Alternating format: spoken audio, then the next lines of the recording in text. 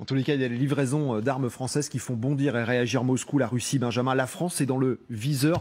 C'est même la télé russe qui est en train de nous menacer. Hein. Oui, comment punir la France? C'est en résumé les thèmes du débat sur cette émission de Rossiya One, en fait le grand talk show de Solovyov, qui est le propagandiste en chef du Kremlin. Les idées fusent et puis l'animateur lui propose la sienne, pas forcément très pacifiste. Écoutez. Macron fournit les tanks et nous n'avons qu'à frapper préventivement la France comme étant un belligérant de ce conflit. Elle doit être reconnue comme un belligérant. La France ne devrait plus exister. Il y avait la France et bim, il n'y en a plus. Est-ce que ça gêne qui que ce soit? Frappez la France une fois et c'en sera fini. Tout le monde aura peur, je peux vous l'assurer.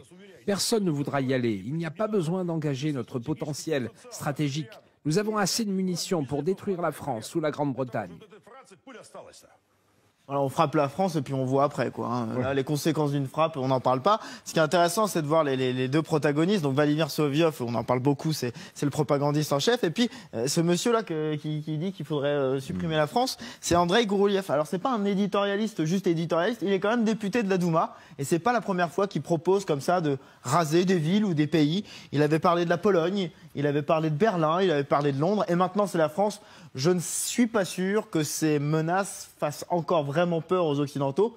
Par contre, c'est sans doute un message plutôt adressé aux Russes sur l'aspect puissance de la Russie. Voilà les menaces de la télé russe, donc mises en lumière par Benjamin ce matin.